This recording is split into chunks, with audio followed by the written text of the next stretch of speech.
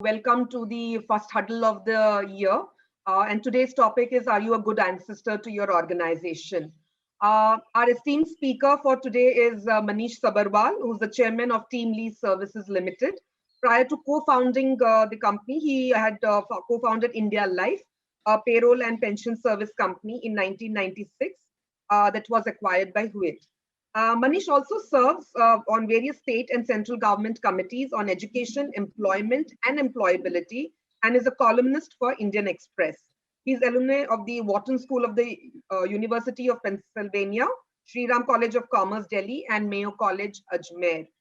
So welcome to the huddle session, Manish, and of course, our co-host for today's huddle, Mr. Harsh Mariwala, who needs no introduction. Thank you so much for joining us, Manish. Over to you. Thanks, Archana. It's a pleasure and an honor to be here. I'll take 2 minutes to sort of frame why we picked the topic, at least, because COVID has been, the planet taking a gap year for the last 1 year. Everybody has been rethinking about how they want to live their life, how they want to run their companies. And countries are having to rethink about how they spend money, the intergenerational justice between, countries. Japan is running a 21% fiscal deficit, which essentially means you're stealing from your grandchildren. So, Jonas Salks, he was the inventor of the polio vaccine. He said one of the most important questions to ask is, are you being a good ancestor? And to me, that question really framed that way was really important. Maybe it's the stage of life that I'm at, right? I've been running my company for 20 years. It's been listed for 4 or 5 years. And, unlike other sort of entrepreneurs, I have 3 distinct roles in my brain. My CEO role is different from my board member role, which is different from my shareholder role. But also I'm on the RBI board, and we have had to make some very difficult choices between the short term and the long term. Right. I mean, our balance sheet has gone from 43 lakh crores to 57 lakh crores in the last 1 year. Now, a lot of people will have to process the implications of that very large number, but every central bank has done it. The US central bank's balance sheet has gone up by $4 trillion. The US is running a fiscal deficit, which is equal to India's GDP this year. And now, how do you balance the short term and long term is essentially the biggest question in running a company and in running a country. And entrepreneurship at its heart, to me, is what India got wrong when we got independence in 1947, right? India was a reckless experiment, political experiment in 1947, universal franchise. No country had given universal franchise at birth. First we gave it to the landed, then we gave it to the rich, then we gave it to the educated. Some women in Switzerland only got to vote in 1972. But that has worked out really well for us. The difference between India and Pakistan born on the same night is that 3 million people win an election. But economically, our reckless experiment, which came from the 1955 Avadi Resolution and the 1956 5-year plan, basically handicapped entrepreneurship. And that's why I think this question of, ASCENT sort of enriching entrepreneurs, I would say, it wasn't God's will that it should take 72 years for 1.3 billion Indians to cross the GDP of 66 million Britishers. That happened because we didn't enrich entrepreneurs. We didn't encourage entrepreneurs. In fact, we kneecapped entrepreneurs, right? We kneecapped capital markets. We created the license Raj. We kneecapped human capital. So why did it take 72 years for 1.3 billion? It's because we just didn't have the right kind of entrepreneurship. And this is an important point from my vantage at the labor markets, right? Because India has 63 million enterprises. 12 million of them don't have an office, 12 million work from home, only 1 million pay social security, but there are only 22,500 companies with have a paid up capital of more than 10 crores. So 6.3 crore enterprises in India only translate to 22,500 companies with a paid up capital of more than 10 crores. So I have this thesis that an entrepreneur can create 2 kinds of companies, a baby and a dwarf. A baby and a dwarf are both small, but the baby will grow and the dwarf will stay there. The difference in a baby and a dwarf is not more food. It is not more money. It is a myth. I hear many entrepreneurs say, if I had 100 crores, my company would be 10 times bigger. That's not true. we will talk about the chicken and egg problem in finance. There are a lot of questions around that, but I think that entrepreneurs must reflect on the difference between a baby and a dwarf. And from my vantage point, I've been a big admirer of how Harsh has thought about Marico, right? About his own role there, about the transition. So maybe I'm going to flip this around and ask Harsh the question, in the beginning only. And many people have sort of asked that what do you mean about being a good ancestor for your company? And how did you think about it, Harsh, in terms of your own sort of evolution of your role, evolution of your board, and evolution of sort of the strategy of the firm? That would be great for everybody to hear. So thank you, Manish. First of all, let me thank you for being with ASCENT and the members. And I always hold you a lot in respect. The way you speak and the way you explain and what you covered just now in the introduction was truly the right way of doing and introducing this whole subject of entrepreneurship and the participation with the members. Now, your question about what are the qualities in terms of how do I look back, or when I started working, I've always thought that the business. I'm not a serial entrepreneur. I know there are different types of entrepreneurs, and there is nothing wrong with being any type of entrepreneur. So serial entrepreneurs are the ones who would build a business, reach a certain scale and sell it off and start some other business, because they get that satisfaction of creating newer businesses. And once it is created, they start losing interest and they are not so good in scaling it up. So it's like a hunter versus farmer approach. So I'm the other extreme where I'm more like a farmer. I look at a business from a really long-term point of view.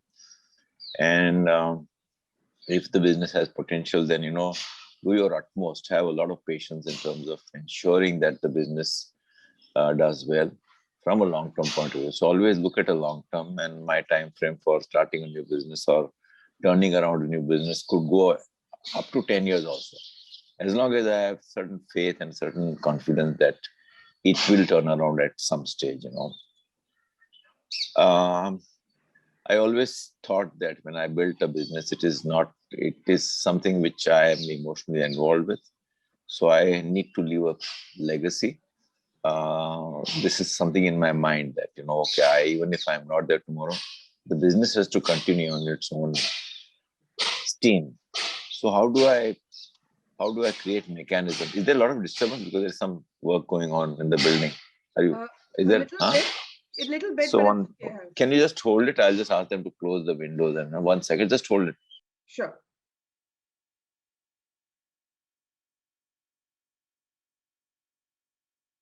Sorry, he's just closing the door, so it'll be a little less. So I've always thought of leaving a legacy as far as my business is concerned,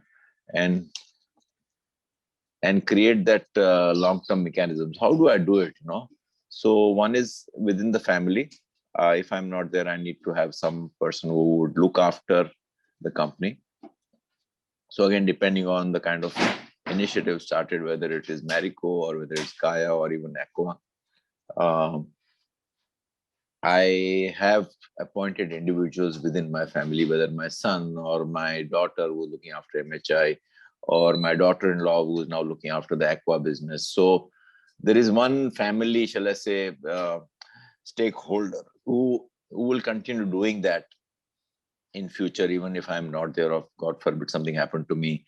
There is certain succession at an ownership level. And then there has to be a succession in terms of the managerial level. So I've appointed a CEO, and within the CEO also we are trying to groom a successor. If tomorrow something happens to CEO, this could be the likely successor. So both from an ownership point of view as well as from a running the business point of view, a managerial point of view, there is a certain step down in terms of succession. The next thing is, what are my thoughts in terms of values and culture? What kind of culture I would want to continue? The values and the culture in a business can change depending on the environment, but there are certain values which will remain on a perpetual basis. So we have identified those values which are critical, whether it's innovation or openness or transparency or trust or empowerment or meritocracy. These are values will remain forever. So it's very important that these values are adhered to, even if I'm not there. So how do we ensure that? So the board is fully briefed on that. And every year we do a survey amongst all our members on each of the values, which gets presented to the board. And I see this continuing even if I'm not there tomorrow. So in a way, the values are measured, and if there is a gap in some value, then the HR function steps in and attends to that. We also have a strategy document, which is a 2-pager, which gets discussed in the board retreat, and that can change again depending on the environment. But it is a certain way of doing things where every year we have a review of strategy at the board retreat, and that will continue again even if I'm not there. And the third is the purpose of the organization, which is shared with all our members as well as the board. And we would want individually each person to live that purpose. So to sum up again, Manish, it's a loaded question, but create internal succession plan for myself at the family, at the investor level, at the management level.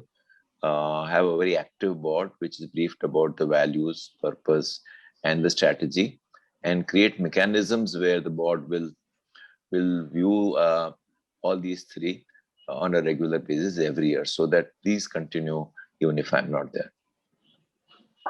So I think the maybe I can follow up on a question, because the entrepreneurial transition, if you convert a high energy startup into a bureaucratic institution, too early you take away its birthright, but too late you take away its destiny, right? I mean, there is a transition that I have noticed, and I have admired you too.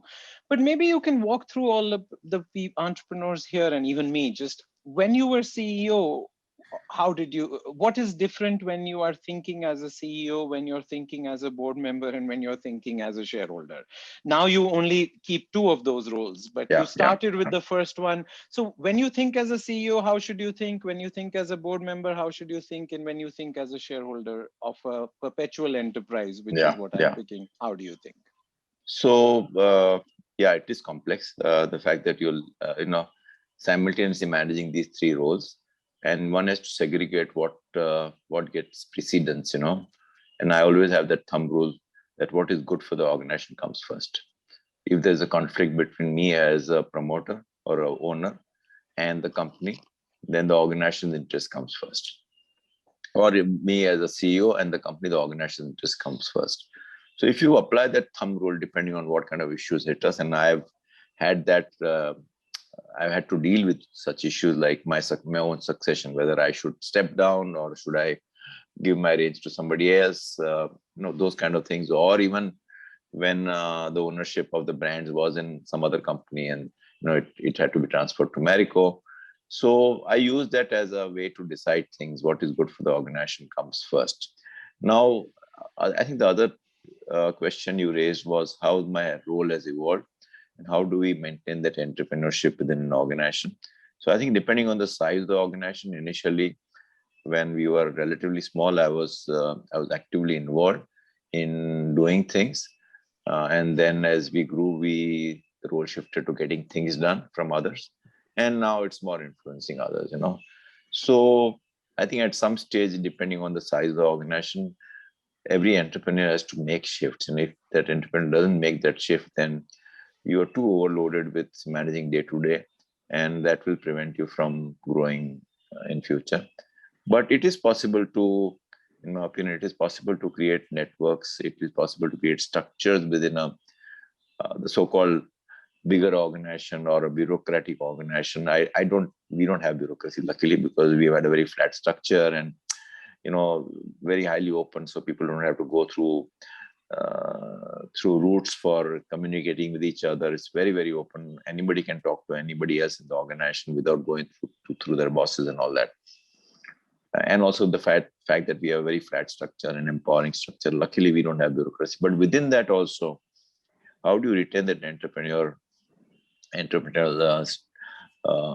streak within the organization? And you can create mechanisms, especially when it comes to creating a new business. You create some sort of a group which reports directly to you, which is not a part of the organization's so-called bureaucracy, wherein because you are at the top, all they don't have to go through all the organizational, shall I say, approvals and all, whether it's capital expenditure or people approval, and because you're actively involved. That's what I did when we created Kaya. We went into that business within a year after getting that idea, because I just had a 2-member team who was reporting to me directly, and we moved like an entrepreneur rather than like a so-called management approach of doing lots and lots of market research and almost getting all the answers to the research.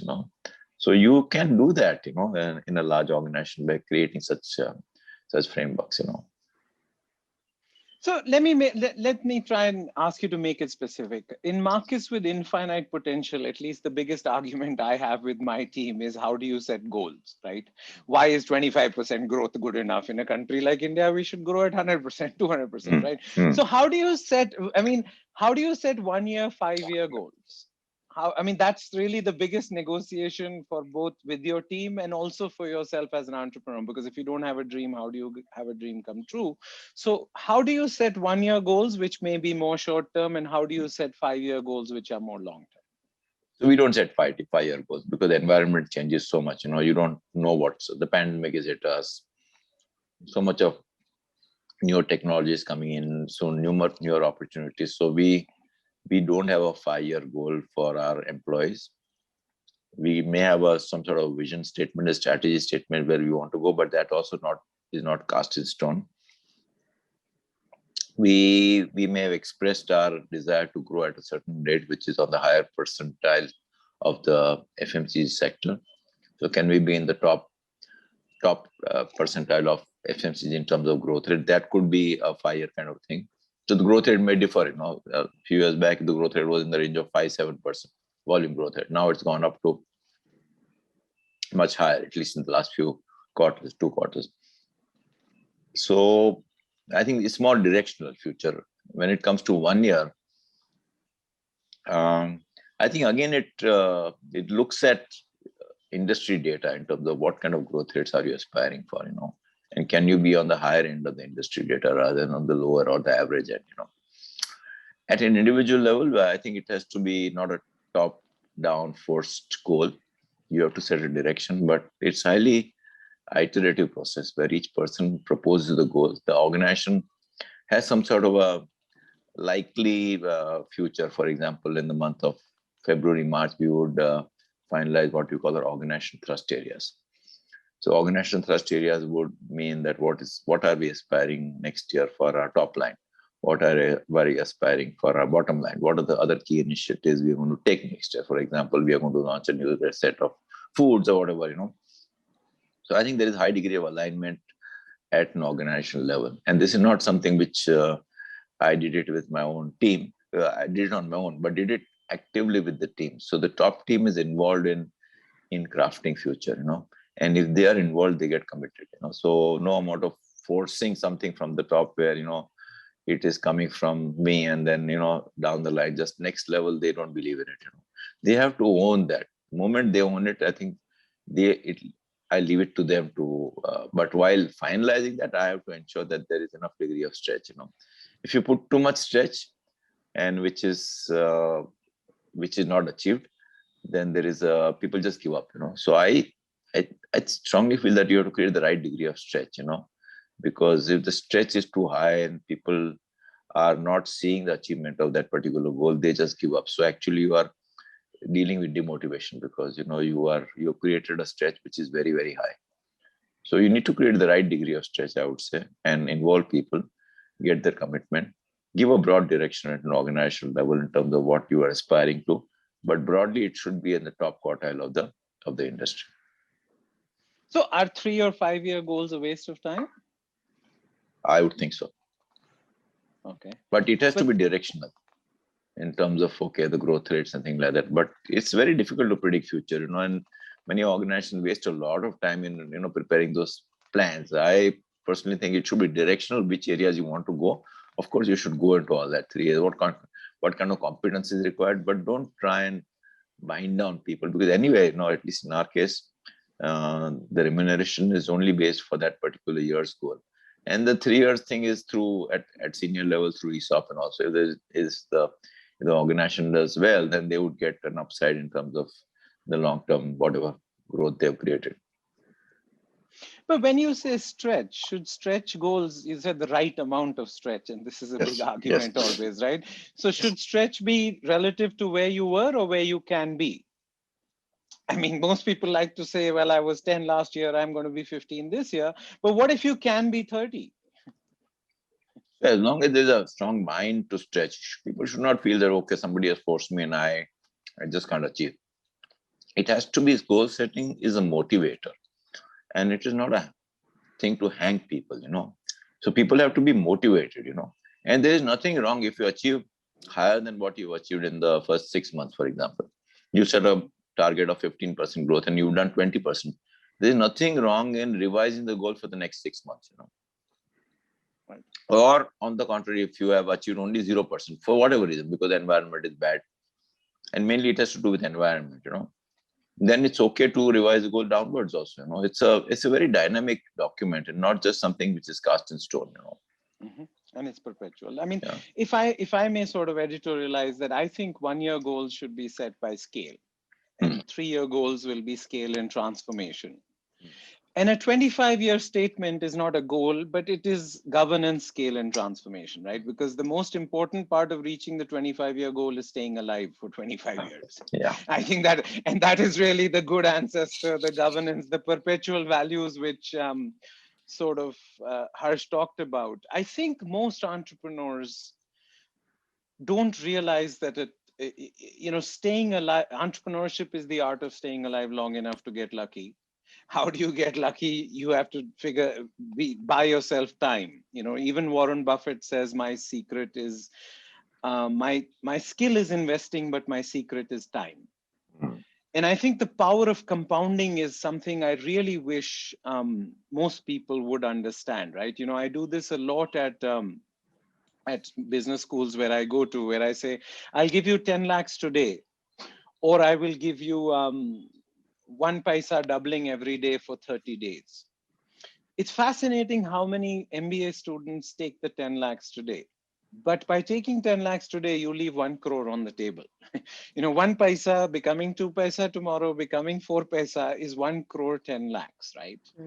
Now, the catch I want you to realize is that till the 25th day, you are better off taking 10 lakhs today. It's in the last 5 days that you win out. The dessert is at the end of the meal.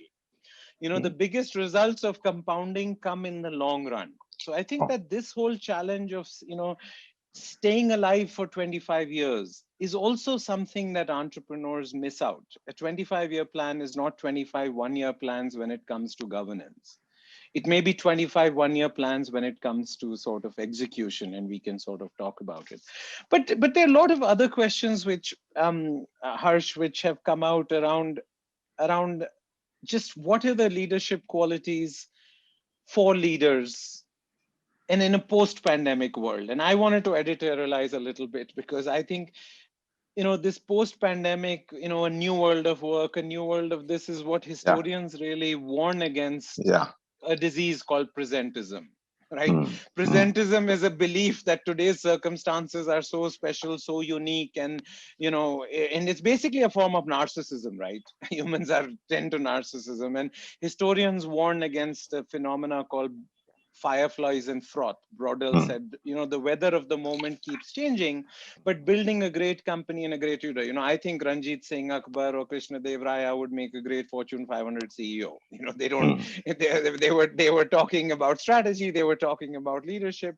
But what is your sense? What are the enduring qualities of leadership, or are they special qualities of leadership post-pandemic? So I think I don't think anything new has come out, but some of the things which were ignored in terms of leadership qualities, they've got highlighted, which is a good thing. I would think the most important thing is that CEOs and managements have realized that the organization exists for all the stakeholders and not just shareholders. So one has to look at each constituent, each stakeholder, whether it's your employees or your customers or your associates or the society. And what this pandemic did was that it forced CEOs to look at each particular constituent, So even in terms of employees, those organizations which went overboard in allaying all the anxiety, stress of the employees, keeping them informed what was happening at their end, even in spite of having some salary cuts in some cases, I think they won. And it also gave a great opportunity for managements to get into employees' homes, because so far employees and the families were not so much aware of what the company was doing. But here there was a great opportunity through the virtual networks to actually get into the family by creating contests for occupying the kids or the wife, or whether it's hobbies or cooking or exercise classes or Zumba or whatever else, So I think it was a great opportunity to get closer to the family members. And the same thing happened in society or with associates or with customers in terms of doing webinars and all, in spite of not running the business, For example, in Kaya Skin Clinics, we started doing webinars where we were giving free webinars in terms of skincare and all that. I think that again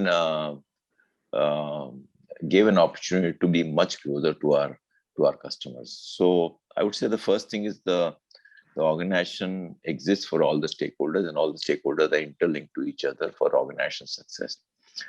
The second is authenticity. I think very quickly, those organizations which were authentic, which gave a true and fair picture of what they were going through to all the stakeholders, I think that started resonating, because if I give a wrong picture to you, if I'm doing well and I'm telling you that because of pandemic, I'm cutting salary, though in spite of me doing well because others are cutting salary, it's not fair. So if you're doing well, then, and in our case in Marico, we were doing well from day one. We didn't cut any salary to anybody, but everybody around us was cutting salary, and we could have also done that. But the fact that we were authentic because we were doing our normal business, or a little less than normal, I think that played a very important role in maintaining that pride of the organization and engagement rates with our members. We do engagement study every month, and every month from the pandemic onwards, the engagement rate is hovered between 90 to 95%, which is a good thing. So we need to build in authenticity, trust. And finally, because of high degree of stress and anxiety, you need to have that empathy and caring, So that caring part has to come in, that we care for you, either in terms of your safety or in terms of your health or in terms of mental health also. So what can an organization do to exhibit these? I think these qualities started coming in. So I think these are the new developments, I would say, which have at least got highlighted in terms of leadership traits in the last 1 year. So there are a lot of questions around succession and team. So maybe let's spend some time on how did you pick Saugata, and what did you look for?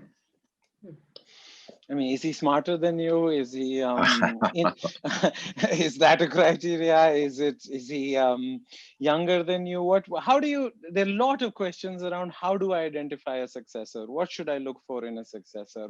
How should I think about success, sir? And there are lots of questions about team, that's separate. Yeah. So I think there are two routes. One is internal succession, whether you appoint a person who is within the organization as a successor from outside, And there's one saying that if the business is doing well, it's better to appoint a successor from within. If the business is not doing well, it's better to appoint a successor from outside. I mean, that's one general statement, not to say that every time it is true. But you asked 2-3 questions. One is why Saugata? I think basically he was with us he's been with us for more than 15 years now. He started off as marketing head. Marketing is the key to an FMCG company's success, And I, for one, believe that somebody at the helm who as a marketing person is important. Not to say it's essential, but it's an important trait in a CEO. And then he went from marketing to sales, and then to international business. I think in each of that role which he was doing, he exhibited a high degree of impact he created. So ambitious. I like to work with individuals who are self-motivated. I'm not the kind of person who will say that I will nurture you and I will guide you and all that. You have to have that inner burning desire to succeed. So he had that within him, because if you have that, then you'll overcome all your setbacks, and every person goes through setbacks. So I saw all these qualities in him in terms of a self-starter, in terms of delivering results, in terms of working with people, in terms of the values fit. And I think if he came to me and he said, if there are no opportunities in a so-called family managed business, then I want to be CEO. I'm ambitious. And you tell me, I mean, if you can't give me that opportunity, then I will look out for a change. So in a way, I don't think he put a bullet to my head, but he almost said that, okay, I am giving you a chance to either give me that role or I may leave, So I think that was, I would say, the turning point. And I was not ready at that particular point of time. I had kept it at a little later stage succession plan, but again, I discussed with my board and followed that principle. What is good for the organization comes first, And we all felt that, we have to give him a chance, and it's okay that I stepped down. So I think that's how the transition happened. And how about internal versus external? How do you think about that? So it's always safer to have an internal person, because you've known that person. In this case, I'd known him. But if you don't have any internal person or the business is doing badly, then you need a fresh CEO who brings in a fresh set of thinking. There is something wrong with the organization, or you're in the wrong business, So you need a fresh kind of a approach to managing the business. And I think then it may be better to get somebody from outside. Not to say that is that the right answer. There could be an internal person who can also bring in new perspective. I also think that there's an important fit between the CEO and the stage of the company and the stage of the market, right? Yeah. One company which I greatly admire is TCS, and I have studied it very closely. Mr. Kohli was perfect for the first 20 years. Oh. Mr. Ramdorai was the perfect engineer to build capacity. Chandra was the world's best salesman, and now obviously so I think if Chandra had come in at the time of Ramdorai, he may not have been as successful if Ramdorai had come in at the time of Kohli. True, absolutely true. So there is also a stage of the market and the company where there is a fit of skill set, and I think every entrepreneur needs to think about what is my skill set. See, I think and this is back to Harsh's point of sort of the role of governance. The most dangerous lies that we tell ourselves, the most dangerous lies are the lies we tell ourselves as entrepreneurs, right? And every entrepreneur needs a board that protects you from yourself.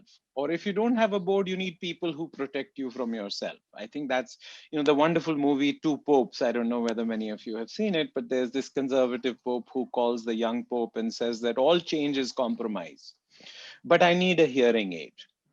That is a really important part of governance, is to keep renewing the organization by letting in fresh air, by renewing yourself. And I think there are some questions here which relate to this whole succession about balancing continuity and change. So maybe Harsh, you can talk about that. I mean, everybody talks about radical change and you need to throw out everything old, and everything old is bad.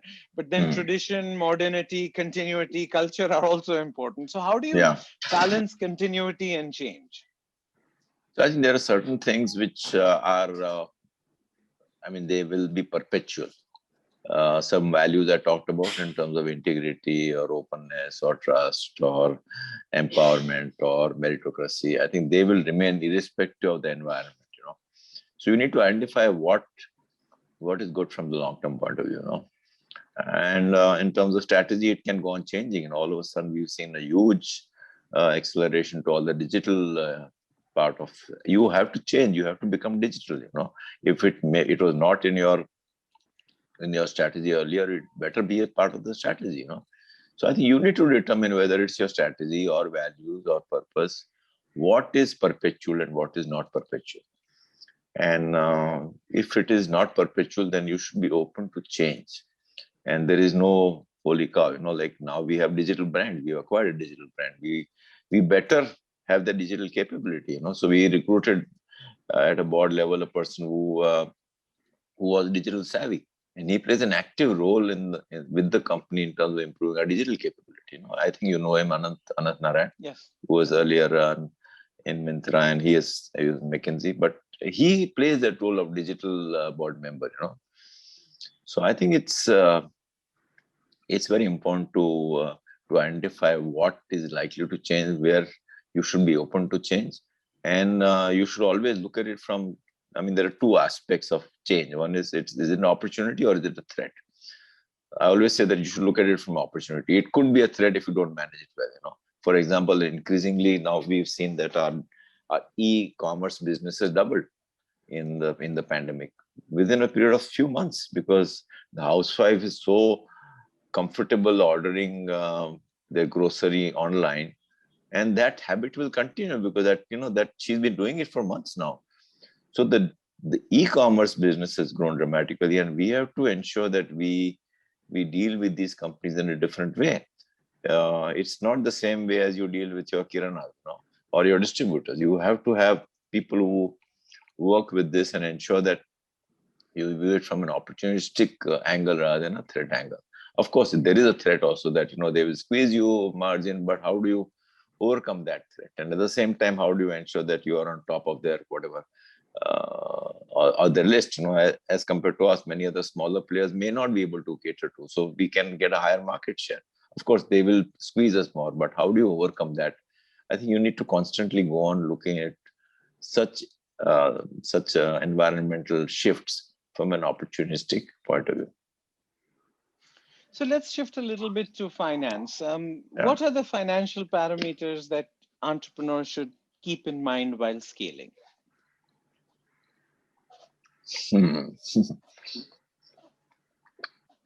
So like this is opening of Pandora's box, all the new age businesses. I don't know how, but I'm not able to understand. They look at top line, and the bottom line also goes on more and more negative as the top line increases. I am not able to understand those businesses which are saying that I'm capturing a lot of data and that will be valuable to me. But how do you monetize that data when you start making profits? I, for one, am coming from a little bit traditional mindset of business delivering a return on capital employed. So at some stage, you need to give returns which are higher than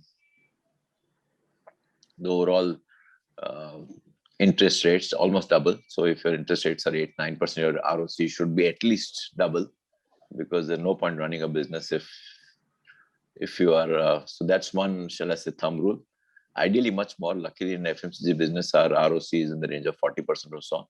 That's why we get such valuations, in terms of capital market and price to earning multiple.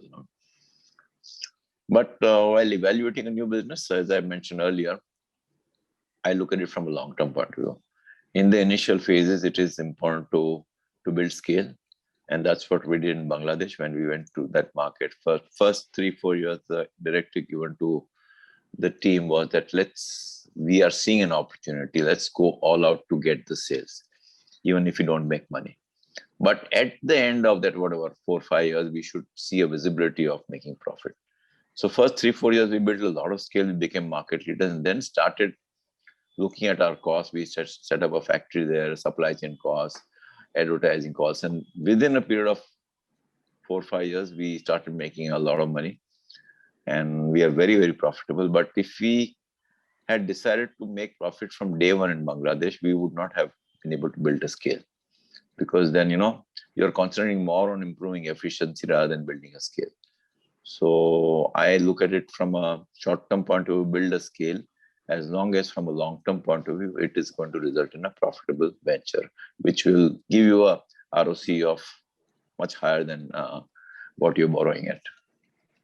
Yeah. So I've thought a lot about this question because I've raised 2 rounds of private equity and now I'm a public company, right? So on an IPO roadshow that we did, you meet 250 investors, you realize there are 30 ways to value a company, right? Past spreadsheet, future spreadsheet, margins, competition. The 4 things which I think came up consistently when we were a private company and when we were now a public company, which every analyst looks at, are revenue growth, our margin expansion, return on equity, and cash flow conversion. So the first thing as a young entrepreneur, when you're scaling, please make sure you watch your cash. There are too many companies which are profitable or are growing but run out of cash. That is the world's biggest tragedy. So I think if entrepreneurship is the art of staying alive long enough to get lucky, how you get lucky is by not running out of cash. So please make sure you watch your cash, because profitless prosperity is something we see a lot in these big companies, but cashless prosperity is also something that kills more people, right? So think about your revenue growth as a really important metric, because growth is a proxy for execution. Really, if you're able to grow at high growth rates, you provide something that customers value. But margin expansion is a recognition of operating leverage, that the larger you are, you'll digest your fixed costs and more will fall to the bottom line. And return on equity is really just the fundamental of all finance, that it doesn't matter how much money you make, it matters how much money you spent to make how much money you make. I mean, if you make 100 crores by spending 40,000 crores like SR, then you can it doesn't mean much.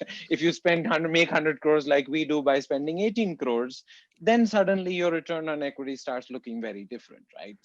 So I think that my primary alignment of entrepreneur role and board member role and share an executive role, today I'm still in the executive role, comes from our 30% return on equity. We are our fixed assets are 5 crores, right? So my dad, who was a civil servant, thinks it's a scam, right? He says, "Arey, but your market cap is this. Why don't you have building? Why don't you have property?" But modern corporations, the value is in intangible assets. There's a wonderful new book called Capitalism Without Capital, which really makes the case for why traditionally financial analysis used to be around balance sheets and book value, but now market caps are hardly related to book value. But don't get carried away by this whole intangible asset, because your intangible assets will either show up in your growth rate or your margin expansion or your return on equity. So I think the 4 parameters which even public large investors like Goldman Sachs Capital, Fidelity, T. Rowe Price, who are large FIs, or the 2 private equity investors I think there was no contradiction between a private investor, a retail investor, an institutional investor. If you keep these 4 parameters, grow your revenues, grow your margins, return on equity, and cash flow. Now, as Harsh said, at different points in time, you will have to balance the 4 variables. He couldn't have been Bangladesh without, taking lower margins for some time, but the growth rates were being measured as a sustainability of that project. So I'd say, now, do you want to comment a little bit on equity versus debt, Harsh, for entrepreneurs, not as public ones, but the private ones, since most of them are less than 50 crores in revenue who are attending. So I'm not sure all of them even have a destination of an IPO, but even if they do, I again believe that just like there's no contradiction between private and public investors, capital structure is the same for them and us. But how should they think about debt and equity? So I think a lot will depend on the business and how sound is the business from a long-term point of view, and what is the risk-taking capacity of the entrepreneur. One thing I'm clear, if the business needs resources, and if the business is good, the lack of resources should not come in the way of business growth. So if an entrepreneur has limited capital, but he has a huge potential in terms of business, then it's absolutely okay to take a debt within a certain reasonable limit. You need to do some financial stress numbers to ensure that all of a sudden if things go wrong, you don't go bust, including what happened in the COVID time. So you need to do a stress test in terms of when you take a debt. But to say that I will not take a debt may mean that you may just not pursue some of the opportunities which are available to you if you don't have the capital.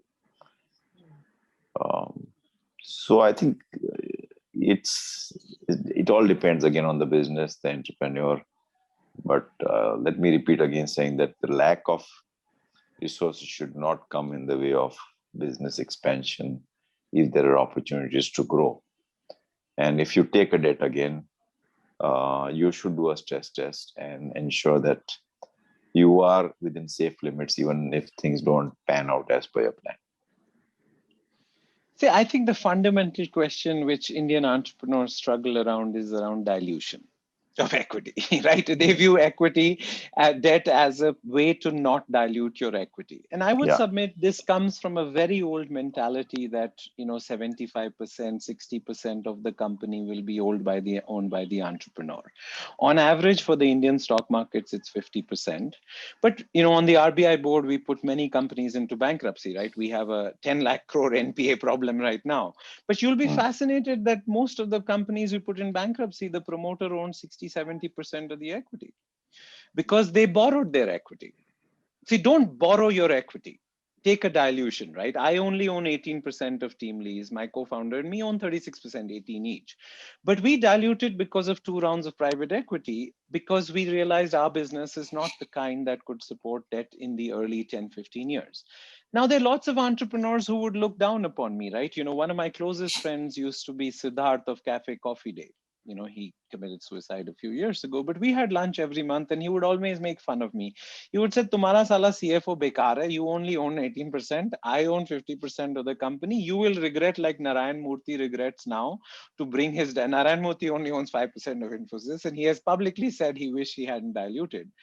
And he said, we'll have dinner in the most expensive restaurant in the world 20 years from now. And you will be cribbing that you diluted and I will be happy that I own 51%.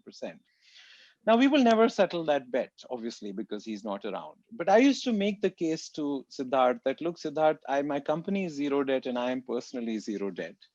And that's the nature of my business. And I think many entrepreneurs, Sachin, when he sold Flipkart, only had 6% of Flipkart, but he sold it for 20 billion. Bhavesh at Ola only has 6%.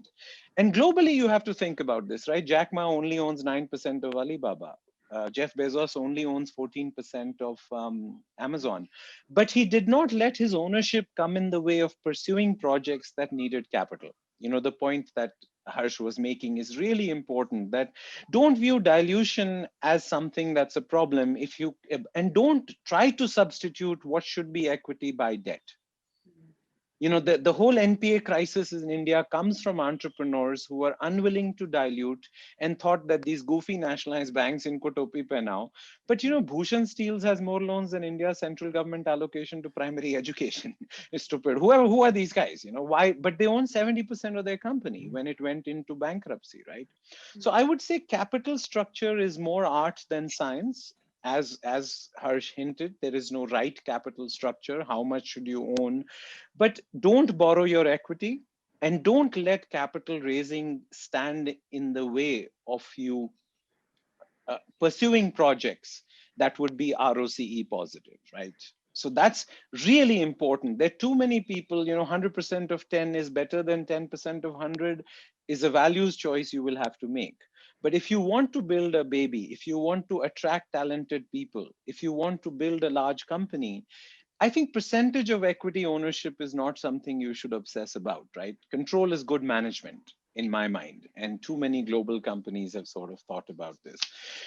Have you sort of thought about the relative transition between sort of building a business with huge cash burn in the long run? I mean, you clearly mentioned, Harsh, that you didn't understand it, and many of us don't.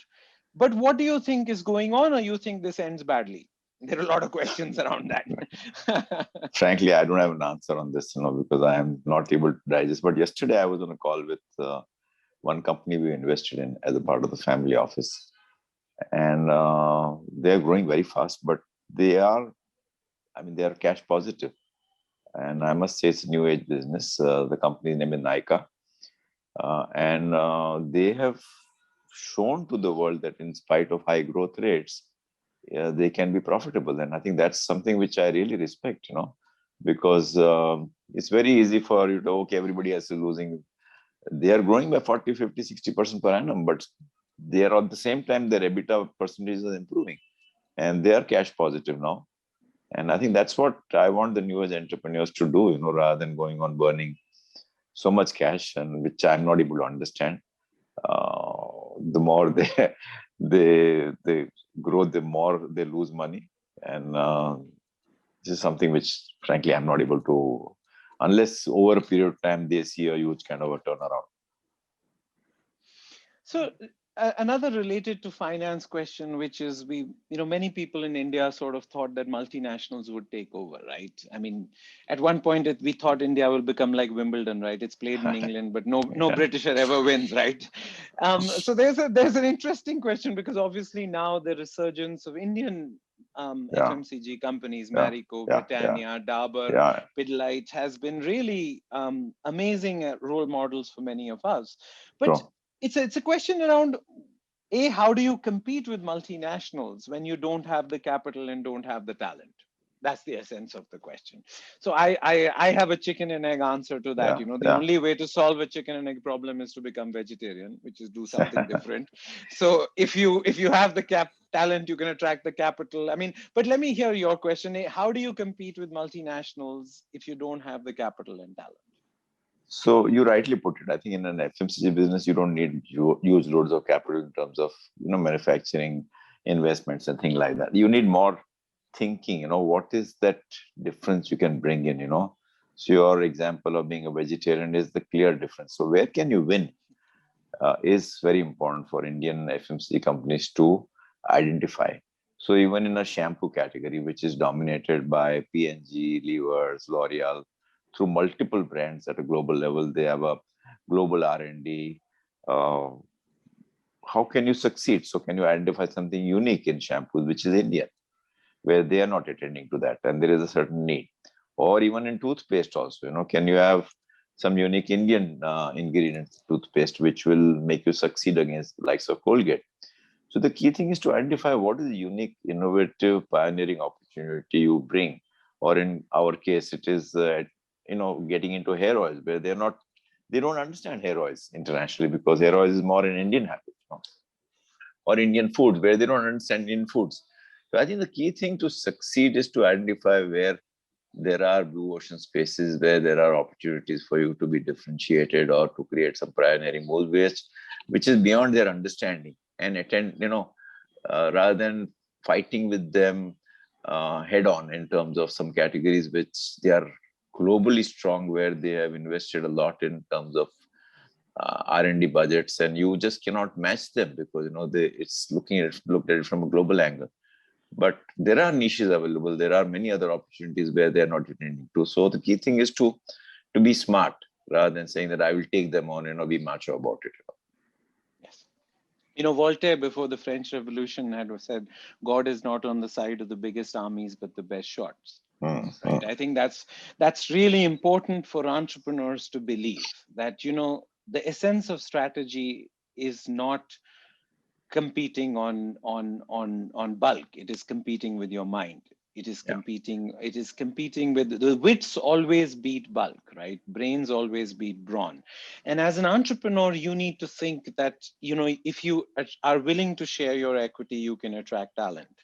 If you attract talent, you will attract capital.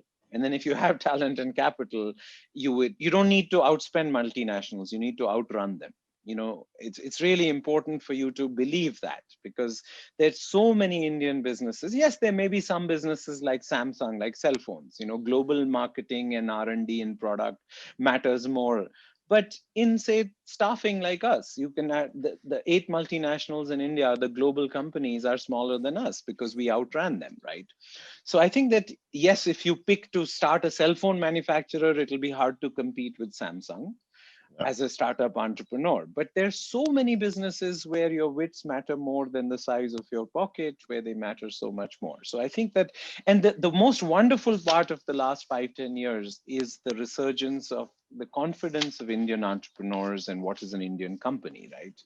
Now, it's complicated. What is an Indian company? HDFC is 60% owned by foreigners. Lupin makes 80% of its profits outside India. Or, Tata Motors has 50% of its revenues outside India, but they are Indian companies in that sense.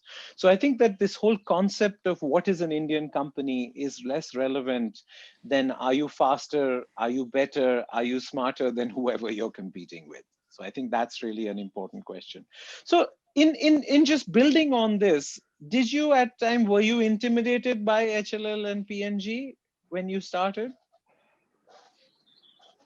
When they entered our category, in some cases, then you felt intimidated because then they have huge reserves.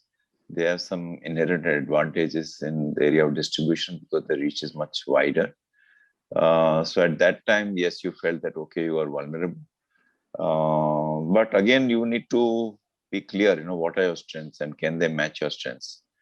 And in spite of taking on levers with their might in terms of distribution, in terms of their ability to spend money on advertising, we decided that we have some inherent strength within ourselves. We know this business inside out compared to what they would do. We decided to take them on and we succeeded. So I think the key thing is to have that, identify whether you have something unique which they will not be able to get, rather than getting intimidated and getting scared. I would say you need to sit down and see where are your gaps, where can you improve. So of course we did a lot of things in the area of advertising and distribution wherever we could match them.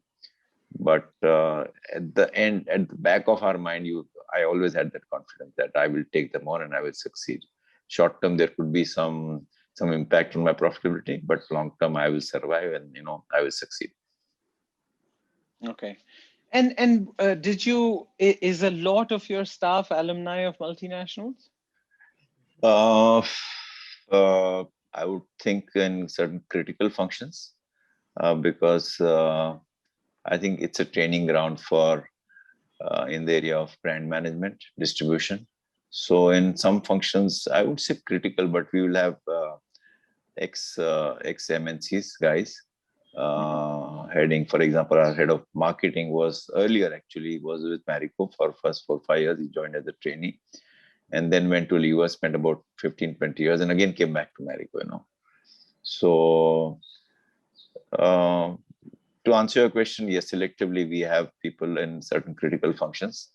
It need not be in functions like HR and finance and all, where you can get talent from any non-FMCG sector also. But in branding and distribution is the one which has domain knowledge, where we could benefit from taking. But at the same time, I think the way these organizations work are very different than an Indian company, because it's highly bureaucratic there. A lot of permissions are obtained from their headquarters. The freedom given to the operating person is much less. So there will be some risk, I would say, and there'll be some adjustment time also to ensure that the so-called FMCG people will be able to settle down. In some cases, they have not been able to settle down, and we have to ask them to leave. So there is a certain risk attached to that also. So you need to balance the need to get domain knowledge, expertise versus ability to settle down and start contributing, because they expect something which is based on their own past, which is very different in the context of you're working in India, in an Indian organization. So is it possible to manufacture your own employees? I mean, Yeah, you mentioned the do. management trainee program. So how do you think? There are a lot of questions about outsiders versus insiders, So we've been, from the time we started Marico from the year 1990, we have had a management trainee program where every year we recruit about at least 15 MBAs from A schools of management and then put them through a training program. And then, they are the ones who are groomed for middle and senior management. There is a lot of effort involved in this, and there's a lot of cost also, and a lot of them may leave over a period of 2, 3, 4 years before they reach the top, because they're always high in demand because of their whatever qualification. Plus, in Marico also has the reputation of training people, so we become a poaching ground for good talent. But I always say it's okay, as long as they have worked for you at least for 3-4 years, they've added value to whatever you're doing. It's okay. Of course, you feel sometimes you feel cheated, sometimes you feel that, okay, you put in so much effort and they've left. So you have to go on trying hard to retain them. But I think increasingly youth is getting less and less loyal and more, I wouldn't call it contractual, but more and more, as long as I'm there, I will give my best. But it's okay. After a few years, I want to leave and go and work in some other, I want some other experience. For example, I want to go from traditional marketing to digital marketing. Let me work with the digital agency. So things like that are going to happen. And beyond a point, you can't go on blaming everybody. You try your best to retain them. And even if they leave, you just ensure that they have spent enough time and they've given enough back to you in terms of whatever time they've been with you. So I want to push back on that employment and employers have changed, right? When the first Fortune 500 list came up in 1955, the average life expectancy of a Fortune 500 company was 65 years. Now it is 14. Now the average 14 lives 14. Employment has shifted from a lifetime relationship to a taxi cab relationship, right? It's short, it's intimate, but it's not. Yeah. So most kids will have 5, 6, 7 jobs. So when you talk about culture, when you talk about values, when you talk about investing in a management trainee program, how does that reconcile with companies only living 15 years, employees only staying with you with 4 years? How do you reconcile? There's what we call in finance an asset liability mismatch here, right? That it's two different durations. Our company is perpetual, at least in our minds, but our employees don't. So at least on the first question of the life of a company, luckily, even internationally also, forget about India, the lifespan of FMCG will be much, much higher compared to a tech company. For example, Levers, Procter & Gamble, L'Oreal have been there for, or Coke have been there for, 100 years plus, Yes. So I don't see that, at least in our industry, I don't see that happening in case of Marico, because I think what holds us is the brands, and as long as our products are going to be used and we don't mismanage our overall business, we will be there from a long-term point of view. So I'm not really worried about the expectancy of Marico. I think. No, but why do you think life expectancy has come down overall? Because I think the overall in the Fortune 500 company, the overall, shall I say, constitution of other kind of companies, whether it's auto companies, all of a sudden you'll start seeing with Tesla's coming in, they are vulnerable. So the impact of technology is much, much lesser on FMCG companies compared to many other sectors. And many newer emerging sectors are a part of the Fortune 500, and they are majority. So our overall, shall I say, weightage in that Fortune 500 may have gone down in terms of numbers. And a lot of new technology companies have emerged, but I think their life cycle will be relatively shorter. So I think that's my answer. And what about, how do you reconcile culture, training when people leave every 3 years? So I think culture is a source of competitive advantage. As long as people are there, they will enjoy working with you. So the fact that you will have people who are enjoying their journey with you will rub off on their internal motivational levels, and they will give their best. And a lot of negative atmosphere in many companies, like gossiping, backbiting, politicking, it's not there in Marico. So people will not spend a lot of energy in pursuing these kind of things where, there is people think that, okay, you need to, if you really have to go, you have to you have to work with some leaders who are powerful in the organization. So a lot of energy is spent in actually doing your work rather than doing these kind of things, So that itself means that the productivity of people will be much, much higher, and they will be enjoying more, and they'll be far more motivated. Now, it's okay for employees to leave because they have their own aspirations.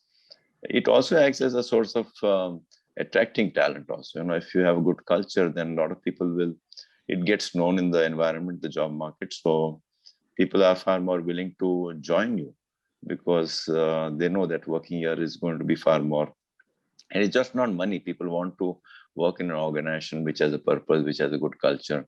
So they will enjoy that journey. And I still meet a lot of my ex-employees who have been with us. And invariably, I'm not trying to boast, but invariably, at least, I must have had 30, 40 senior people saying that, okay, the best job for me was when I was in Marico, But they, at the same time, don't regret leaving Marico because they wanted to pursue something else, But they think that they learned a lot and they really enjoyed working with Marico.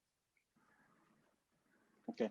Should we pause here, Archana? Yes, shall we pause? Yes. Yeah, I that's what I was suggest that we take a 5-minute maybe break. My suggestion is that you pose questions not to Manish. He has been asking me questions, so let him do some talking, and I'm sure he can add much more value on this subject. Yeah. Sure. We'll take more questions. So let's go for a 5 minutes break. We realize that sitting in front of laptops are not that easy during these times. So let's take a quick 5 minutes break. We'll come back and you can start posting your questions to Harsh and Manish as well. Yeah, 5 minutes break. Can you put on a timer here, Ruchika? Sure, I'll do that. Yeah, thank you. Okay. Please don't for Manish to come and then be ready to take a lot of questions. At this point, can I please request people who have questions directed to Manish and Harsh to please keep posting it in the Q&A part of the thing, and we'll take a few questions have already come, and some that has come in advance also will address a few of them. So starting with the questions to you, Manish, how does your discussion or interactions differ when you're dealing with men-centric organization versus women-centric organization? Is there a difference in the base skill set that they look for when reaching out to team leads? I don't know whether we can classify organizations as men-centric or women-centric. I mean, I think that's one of the most baffling challenges for India has been women's labor force participation being stuck at 26%, right? It's a little above Saudi Arabia and Pakistan. And I think that for a country like ours with women's labor force participation stuck at 26, we will never reach our potential unless we get women's labor force participation up to, I mean, forget the 90% of Korea or the 60% of China, but at least to the 30-40%. And I don't mean to imply that only women who participate formally in the labor force are the ones we value, but I think 26% is just the wrong number. So I think that most organizations are recognizing the power of diversity. They are recognizing the power of cognitive diversity more than gender diversity. You know, a woman who went to Wharton thinks like me. I think both of us are not useful in a boardroom. A person who has worked in an NGO or worked in a scientific lab is probably cognitively diverse rather than two Wharton MBAs, whether we are men or women. But I think, yes, you're right. I think that women-centric organizations, we shouldn't become women-centric organizations as an antibiotic reaction to men-centric organizations, right? Men-centric was wrong, women-centric will be wrong. You know, Paracelsus, he was a Renaissance physician. He used to say, the dose makes the poison, right? Anything powerful enough to help has the power to hurt. So life is all about balance, right? So I think that there is no question that there is an imbalance today in women on boards and women as CEOs and just overall women representation. I don't have all the solutions, but very often I think that would there be a difference between a Ministry of Employment and a Ministry of Women's Employment, right? I think that for it, I don't think there would be a difference. I think if we want to make India a fertile habitat, we would formalize India, urbanize India, industrialize India, financialize India, and develop a lot more human capital. And those are sort of horizontals. And if we do that, this distinction which has emerged because of history, you know, historians call it path dependence. I think there is a path dependence on why many organizations are men-centric and some are, you know, now. But on the margin, there's really good news, right? Because there are more undergraduate women in India today in college than there are men. So 5 years later, or 10 years later, or 20 years later, I think that this huge, maybe this low women's force participation is because they are in college and school right now, and then when they come back, then they will kick all the men out, which is, I think, what will happen anyway.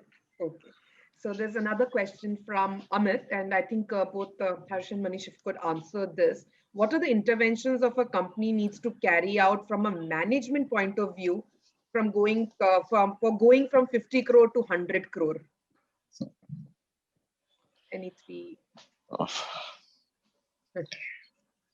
Manish, you want to start? I think there are 5 pillars for any company. It's sales, it's marketing, it's product, it's digitalization, and it is what I call hygiene or foundation, right? And you have to think of your relative, which one of them. Is your product weak? So you need to invest in product. Is your marketing or brand weak? Because the biggest gift you can give your salespeople is marketing, right? I mean, my grandmother used to say, never ask for something the first time you meet them. But marketing ensures that that's not the first time you're meeting a prospect, right? So is it sales? Is it marketing? Is it product? It is digitalization? Is it team? And is it hygiene? I think you will have to make the call based on your business, but this applies as much to Marico as it applies to P&G, as it applies to Team Lease, right? These are the 6 pillars that any company needs to think about. So when you say I want to go from 50 to 100, I think that's the same thing for me to go from 4,000 to 10,000, or for Marico to go to where the many thousands is want. So I think it would be hard to offer a generic response, but I think the most important stage of deciding to go from 50 to 100 is being honest with yourself. You know, there's a wonderful poem for kids called Mirrors, Windows, and Doors. You know, a mirror is an honest reflection, which becomes a window, helps you look forward, and a door is what you open to take action. So I think the most important thing that you can do by going for 50 to 100 is be honest with yourself about what is because the most dangerous lies are the lies we tell ourselves as entrepreneurs. Oh, my sales team is perfect. Oh, my product is perfect. Oh, that competitor is a chor, GST chori karta hai, isliye 18% kam pe bechta hai. I mean, you have to be honest with yourself. And so that, I think, because in today's India, I mean, we are, the next 20 years in India will be very different from the last 20 years. So I think just make yourself, be honest with yourself, and just in these 6 buckets, and make the investments that you need to do. But Harsh?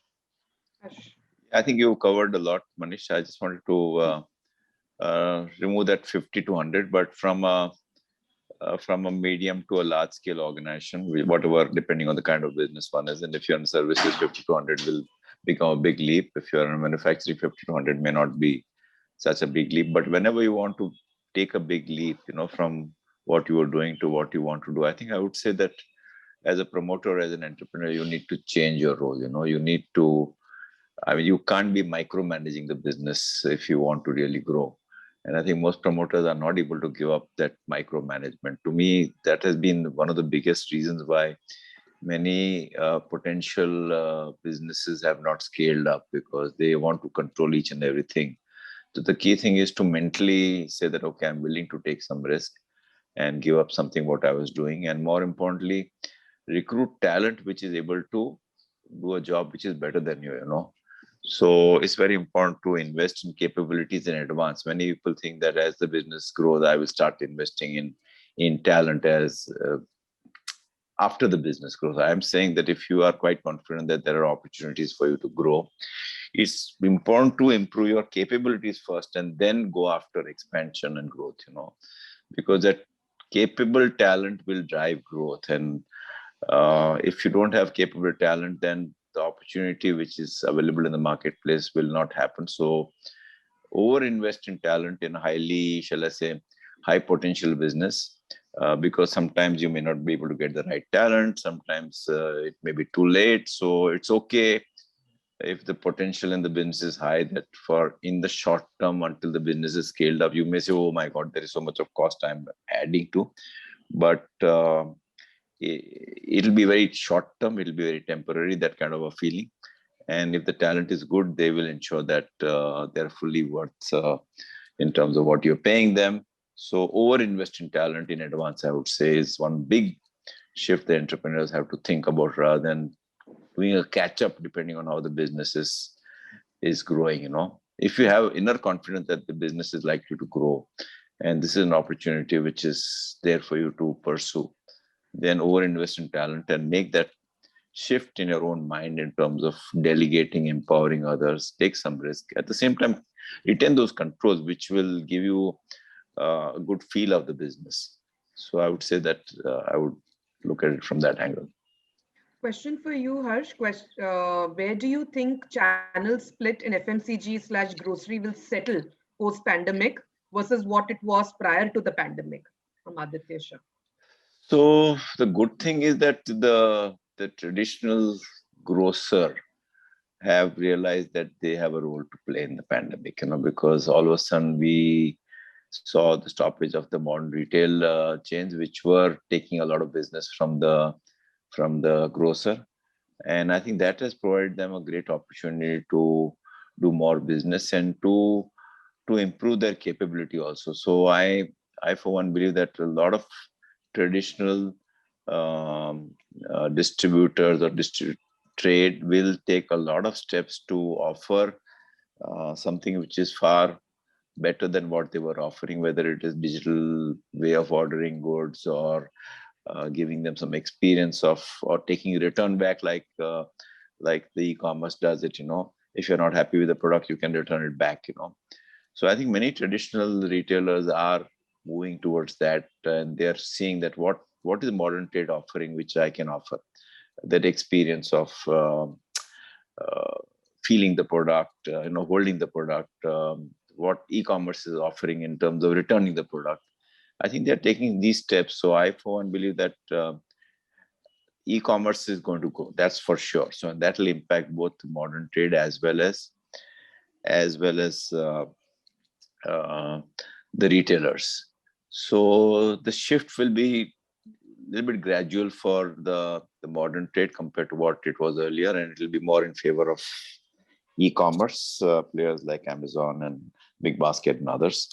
But the traditional retailers, if they have changed, if they manage to change, I think those retailers who have changed, they will be able to hold on to their business. Okay. Next question from Ram Ramdas. Manish, if you could answer this. Have you experienced any near fatal moment during the evolution of your businesses? And if so, if you could talk about the HR nature of the challenges during that moment and how you addressed it and resurrected. As Manish observed, survival is the necessary condition for growth. No, I think good judgment comes from experience, and experience comes from bad judgment, right? I mean, that's just a reality. So I think all of us have clear stories of near-death experiences, either by capital structure, right? The most important way to the most fatal thing for companies is running out of cash. I think that the most important thing an entrepreneur does is to ensure cash. And I think about frugality with capital, right? I think entrepreneurship is the art of staying alive long enough to get lucky. How do you get lucky? You buy more time. How do you buy more time? You be frugal with capital. Because all of us will make mistakes. You have to make sure your mistakes are the blessings of a skinned knee rather than a broken leg or a fatal hit, right? There are mile wide, inch deep risks, which you all learn from, but there are inch wide, mile deep risks, which if you fall into, you will never survive, right? So fudging your accounts is an inch wide, mile deep risk. Stealing GST is an inch wide, mile deep risk. You may get away with it, but it's clearly not something that you want to do. So I think we have had a number of, incidents in our life when we nearly ran out of cash, when we hired senior people who said, give me free hands, but they didn't turn out to be what they did. We hired senior people who delivered what they did, but then asked for more room. So I'm not sure I can explain it from a pure HR perspective. All I can explain is that a good team is the cognitive diversity, right? Me and my co-founder, Ashok, he was my roommate in Sri Ram College in BCom together. He went to IIM Bangalore, I went to Wharton. We started India Life together. We did team leads together. I think that it has worked because that HR perspective is very different between the two of us. He's an introvert, I'm an extrovert. He's good at operations, I'm good at selling. He has therapy sessions with cribbing employees. I make them cry. He's ugly, I'm good looking. I could go on. But, our board member said something very cool in our last board meeting. He said, if only Manish had been around, the company wouldn't have survived. And if only Ashok had been around, the company would have been 1/100th of its size. So I think that whenever I have never met an acquisition I don't want to make, Ashok has never met an acquisition he wants to make. So I think the way that our mistakes were not fatal is because the two of us had cognitive diversity. So he has helped me back from my worst instincts at most time. which is making acquisitions, which is, growing at all costs. And I have held him back from his worst instincts, which are, valuing stability over change, not taking risks and stuff like that. So I think we have, I can give many specifics, but that's probably not more relevant. The biggest mistakes we regret are not whenever we ran out of cash, or not hiring senior people in advance.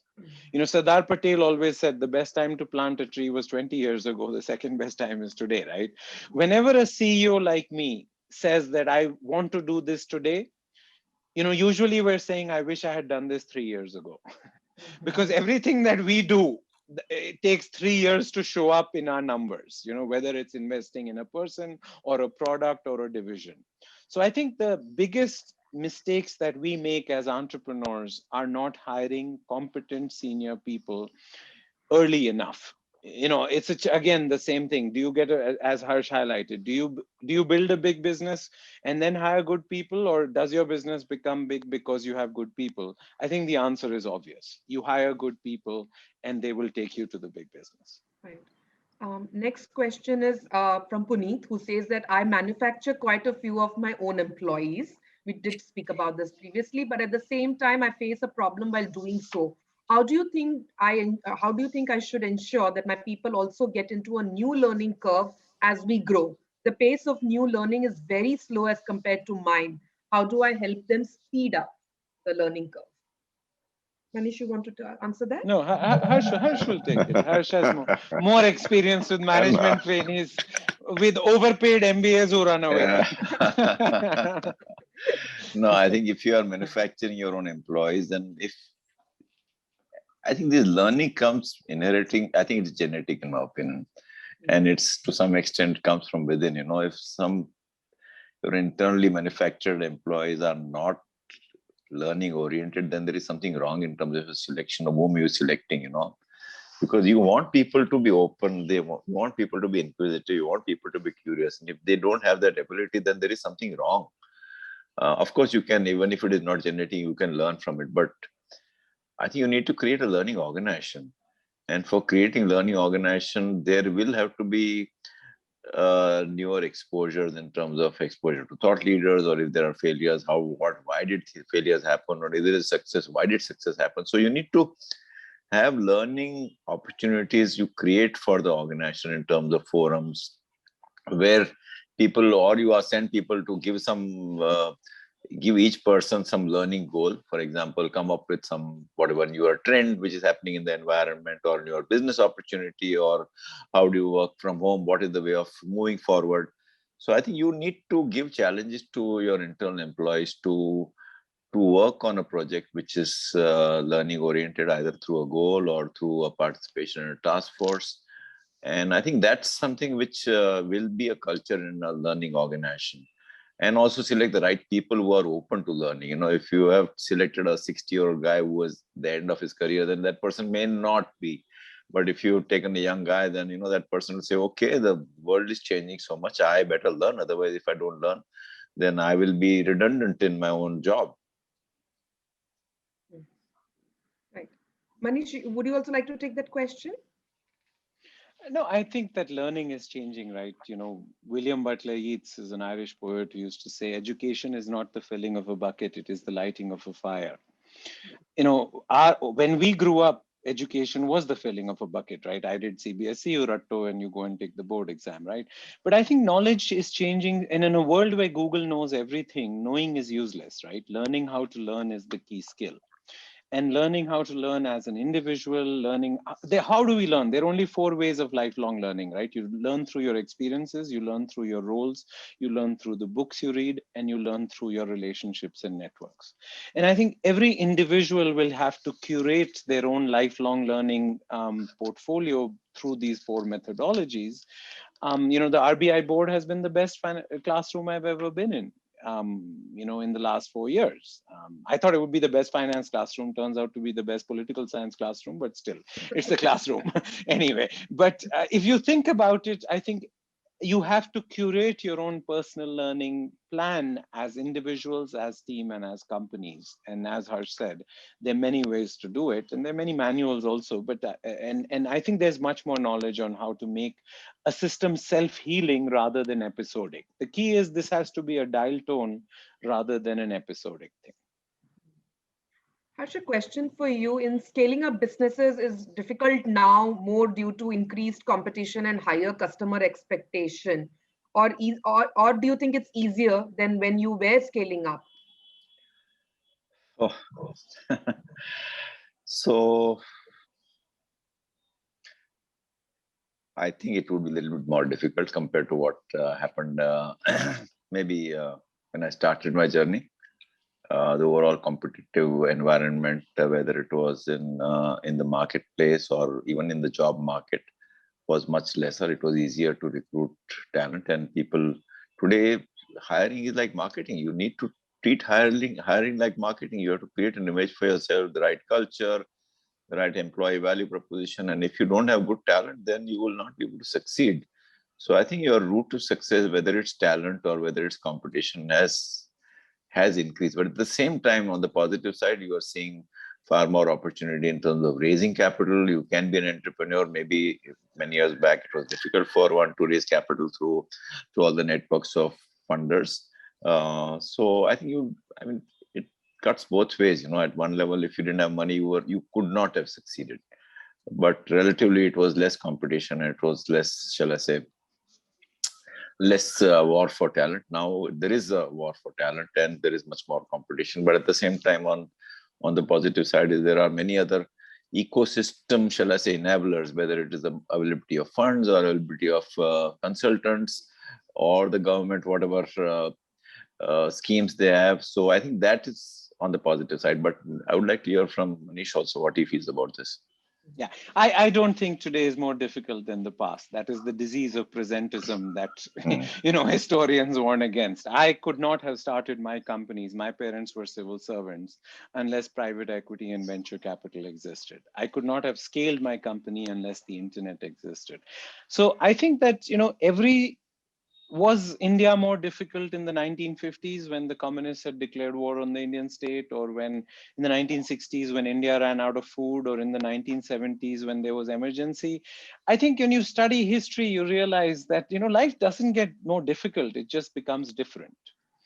And I think for people like us who are first generation entrepreneurs who need everything, we need capital, we need, it has become much easier to be a first generation entrepreneur in India today than in any time in independent India. I mean, in the late 80s, just when I started my career, I was the executive assistant to the chairman of a large Indian group, and all of us spent 15 days in Delhi. Shastri Bhavan, Yojana Bhavan, DGTD, all the alphabet soup which kept India poor, right? I mean, you didn't have marketing, you had distribution. You didn't have treasury, you had accounting. You didn't have HR, you had admin. I mean, you didn't have clients, you had hostages, right? But what that meant was that if you got the license, which is what the Modis, Bangurs, Lohiyas, Singhanias, 80% of that market cap, which has now disappeared completely because animals bred in captivity find it hard to live in the jungle. So I think if at any time in independent India, it is the best time to be an entrepreneur today and the next 20 years, because our land, labor, capital markets, and what economists call the solo residual or total factor productivity, India's capital markets, land markets, labor markets, and TFP have never been as liberating for entrepreneurs as today. Now, was it difficult then? Sure, it was difficult. But I think for a first generation entrepreneur, I could not have started TeamLease or India Life in 1970, 1960, or 1980. I think well captured, Manish. Just to add that even in an FMCG business, when I started off, we needed physical distribution. We needed to advertise on television and press, and that required big budgets. So, but now with the emergence of digital, you need not have a physical distribution. You can launch a digital brand through e-commerce, which doesn't require any field force. You just need to have one person who liaising with the e-commerce. So some of the barriers to entry have vanished now because of the emergence of technology. Even in case of marketing also, you don't need to advertise on television. You can do digital marketing, which requires bare minimum budget compared to a television budget. Earlier days, one had to, at least if I had to launch a brand, I would have to have a budget of 25 crores. Now you can launch a brand within 50 lakhs also, So I think you're right, absolutely. Many of the entry barriers have vanished, whether it's licensing or the way of doing things, and your opportunities have opened up. I don't know about the talent part, whether would it be a little bit more difficult, but that's okay. I think if you have a good business, I don't think a lack of resources, whether financial or human capital resources, should come in your way. You should be able to attract talent even in a highly competitive job market. Yeah, and we will let Pepsi train Varun Berry or Coke train Saugata and then hire them for our companies, right? Which we couldn't have done in the 1960s. Right. So there's a question from Eshu Dasan. How to approach change when your current business model is challenged by regulations or competition? Manish, you want to take that? It's a very open-ended question, but Manish, yeah, you go. it is. No, I think, regulation is a binding constraint. The regulatory cholesterol in India is obviously higher than other countries, right? But the question really is does regulation as a binding constraint ever go away in any countries? At different stages, Google is facing a tech clash, Facebook is facing, banks in the US Wells Fargo is under because of mis-selling. So I, of course, agree that India can be a more fertile habitat for business. For that, we need more civil service reform, we need ease of doing business. But I think I went through a Wharton MBA in the 1990s without a single course on public policy, without thinking about stakeholders, right? But we don't live in an economy, we live in a society.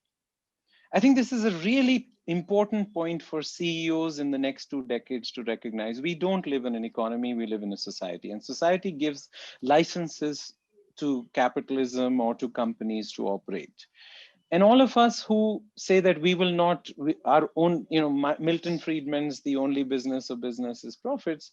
I understand where he was coming from, but I think in the next 2 decades, the job of a CEO will not only be shareholder management, it will be stakeholder management. It seems like a cop-out, but I don't think that regulations will ever go away.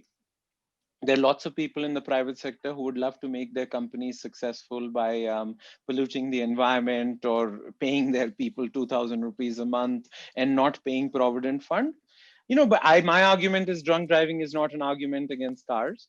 But the reality is that a good state, a good country doesn't have a zero state. Otherwise, Waziristan in Pakistan or Swat Valley in Afghanistan would be hotbeds of entrepreneurial activity. So what we need, please don't expect reform to mean that there will be zero state or there will be zero regulation. We just need regulation which doesn't hurt entrepreneurship. That is my view of the world. And I think that in my business, particularly in labor markets and staffing, the labor laws have been a binding constraint for us.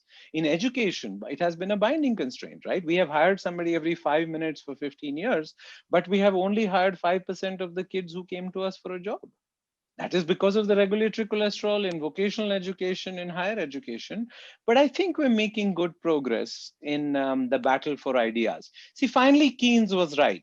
Don't look at vested interests. It is a battle for ideas. If you fight the ideas, I think in the long run, you will come out ahead. Okay. Question from Mukund. There was a mention of a chicken and egg story on your need of capital.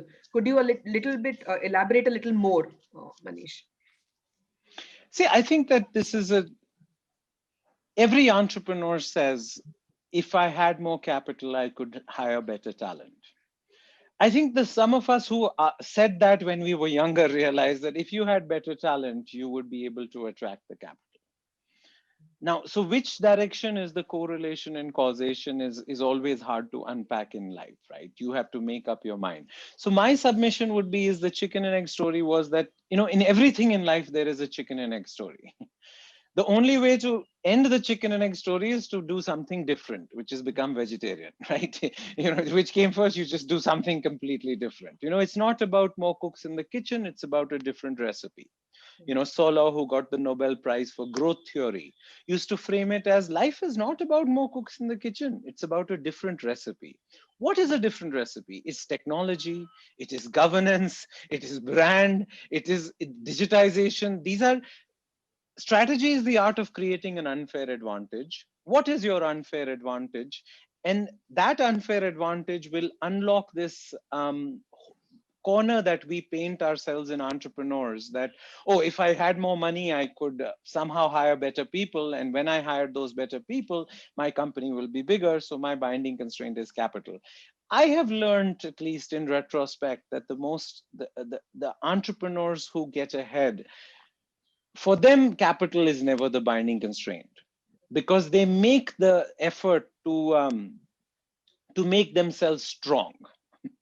Right? They have either the strength of their convictions, they have the strength of their talent, they have the strength of some technology, they have some strength. One of my favorite Hindi poets is Ramdhari Singh Dinkar. He says, Shama Shobhati us bhujang ko jiske paas garal ho. Right? Benevolence and forgiveness is only possible for snakes that have venom. Right? Only if you have strength are you able to attract stuff. So you have to think what will make your company stronger to attract the capital, or you stronger to attract the talent, which will attract the capital.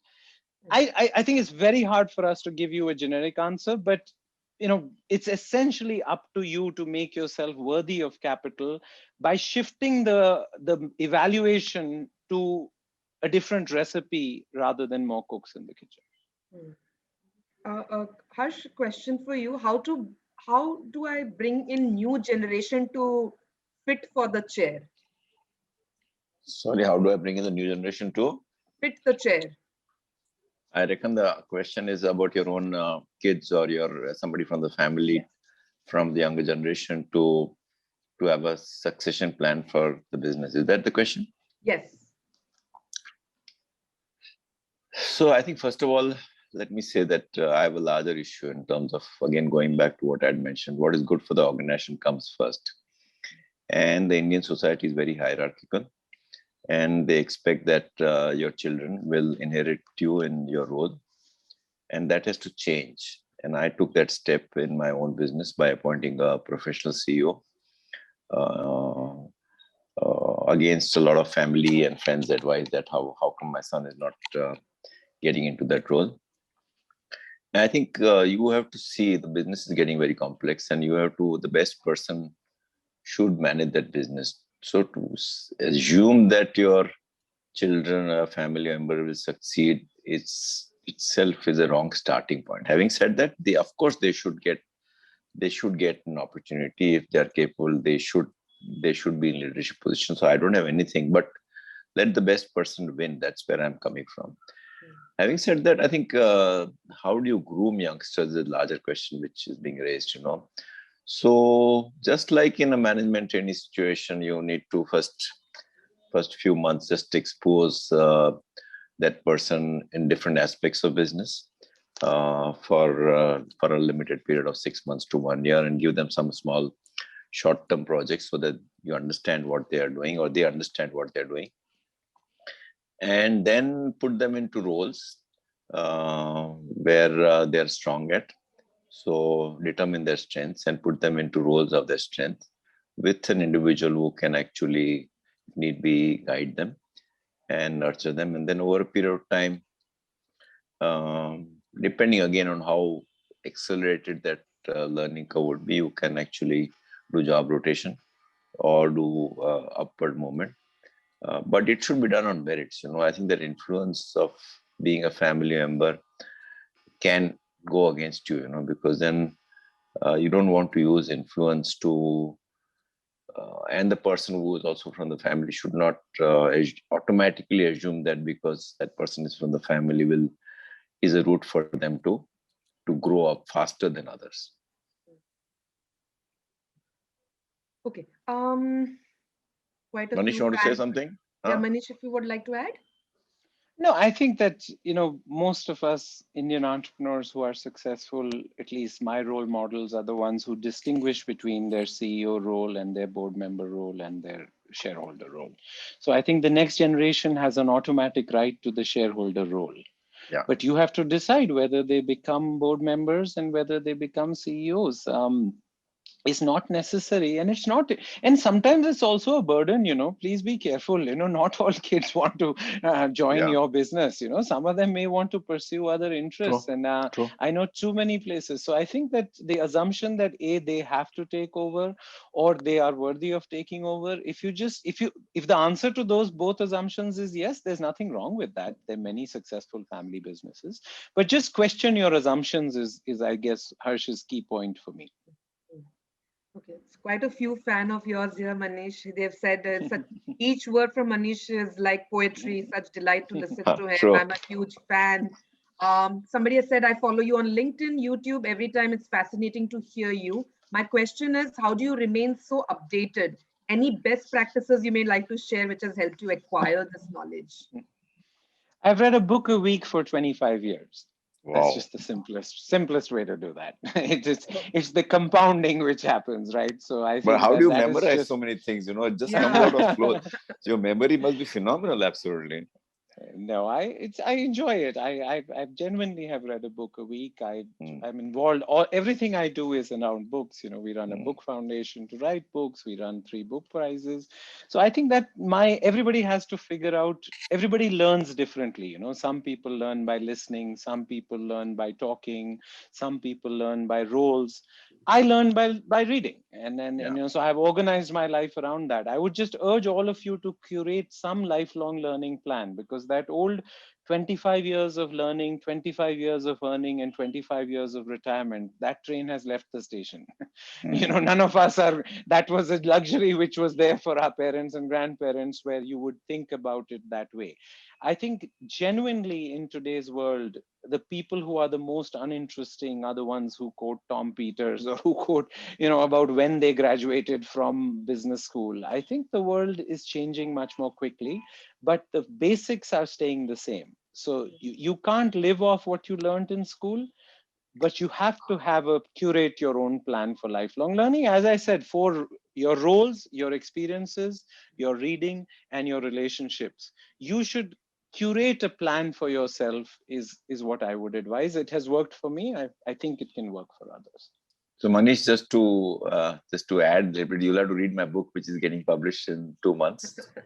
Absolutely. Absolutely. I've heard. And give me feedback. The book is ready in terms of whatever the writing of the book. Now it's gone to the publisher for some corrections and printing and all that. Yeah, we look forward to that. That'll be fantastic. I think that, to me, Marico, if you look at the stock market, and this is for people, there are only 2 premiums in the stock market now: growth and governance. You can unpack it in various ways. Growth is a combination of many things in growth and governance. And to me, Harsh's sort of decisions more than, Dumbledore tells Harry Potter in Chamber of Secrets, it is our choices more than our abilities that reveal what we really are. It's a really profound insight, because most of us grow up thinking that it is abilities, but actually it is choices. Choices come from judgments, so I've been a big admirer of Harsh's choices, and I'm looking forward to the book. Thank you. Okay, a few more questions. This is from Satya. There was a point where Manish mentioned that they hired senior managers and they left. And Harsh also spoke about how there was a sense of betrayal when people leave the company. How do you individually handle that situation at that particular moment of your younger self? Or that's, for Harsh. Did you at any point grapple with self-doubt when it came to hiring senior talent? Both of you, please. Manish, you start, please. No. If I succeeded, it was talent, and if I failed, it was bad luck, right? There's a famous military historian. He talks about the mask of command being a very important leadership trait. The mask of command is, even if you're scared, even if you're doubting, you need to keep a mask of command. So I think we don't learn from experience, we learn by reflecting on experience. Now, if a senior hire did not work out, it is important for us to reflect whether that person did not work out because we did not let him work out, because he was a wrong fit, or he just didn't have the talent. Life is complex. It's a combination of all three. Sometimes they don't have the talent, sometimes they have the talent but are the wrong fit, and sometimes we didn't let them succeed. So I think self-doubt is not something we should run away from. Tagore said, we don't learn from experience, we learn by reflecting on experience. And I think that reflecting on everything that happens to us as entrepreneurs is really the most difficult. Reflection is when senior people leave you saying that tum sala bekar hai ya tumhari company bekar hai, right? I mean, and that happens quite often to many of us as entrepreneurs.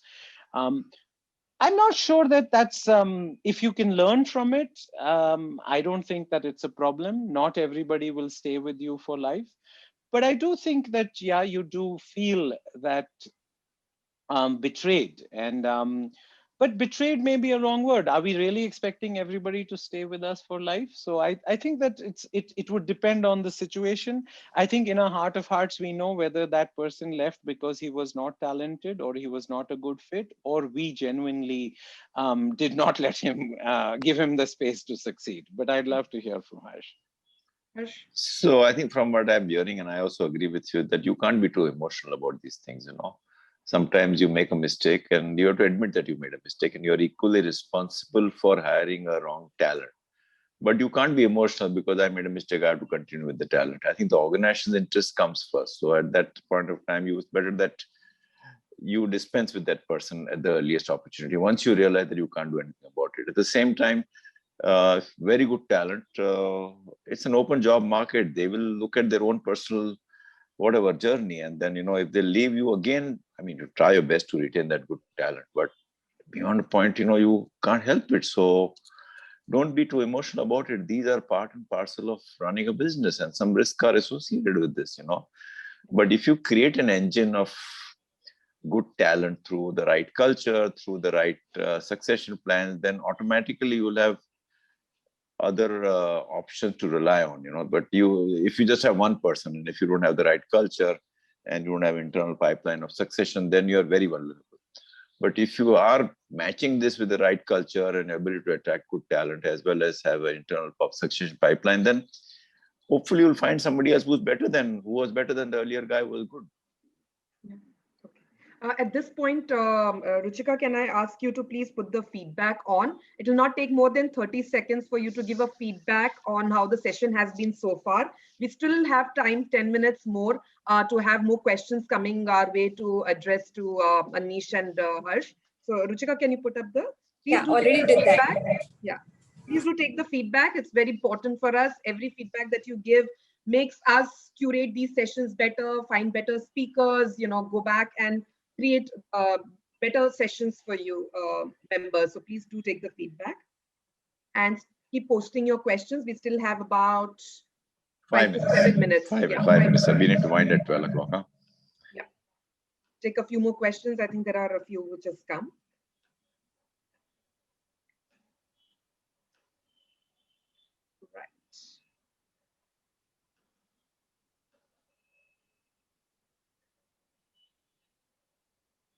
In the meantime, can I still address there's a question for you, Manish.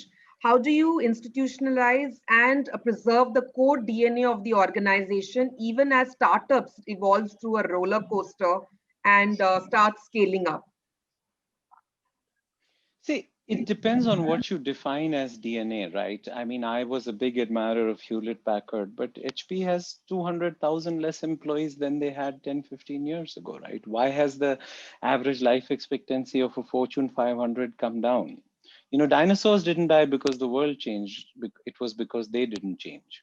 So, sometimes too strong a culture can also become an alibi for homogeneity. Yeah. So I think you have to balance diversity and strong cultures, because big organizations stop listening, right? I mean, after I sold my company, India Life, to Hewitt, every Monday morning there was a conference call with 29 people. I mean, anybody can say no and nobody can say yes, in these big companies. It drove me absolutely crazy. Some peon in Chicago, one guy would say, we tried this, it didn't work and all that. So I think that let's not idealize core DNA, because let's idealize values which are perpetual. As Harsh said, let's idealize transparency. Let's idealize meritocracy. Let us idealize honesty. Let us idealize stuff that would work for Ranjit Singh and Akbar. These things would have worked. Ranjit Singh had a very deep management team. He had Harsh Narwa, he had Fakhruddin Aziz, he had, Akbar had a deep management team, the Navratnas, right? So I think when you study leadership through history, there are certain perpetual things which go.